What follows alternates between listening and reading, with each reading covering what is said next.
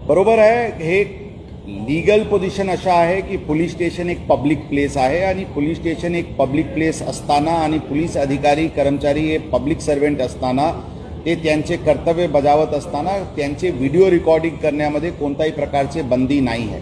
पारदर्शकपणा आणण्याच्या दृष्टिकोनातून ज्यांना पोलिसांचे व्हिडिओ रेकॉर्डिंग करायचे ते करू शकतात आणि कोणी त्या रेकॉर्डिंग करत आहे म्हणून त्यांच्यावर कारवाई करणे किंवा त्यांच्याशी उद्धटपणे बोलणे अशा करू नका अशी स्पष्ट सूचना यापूर्वी देण्यात आली होती आणि परत ती सूचना पोलिसांना देण्यात आलेली आहे।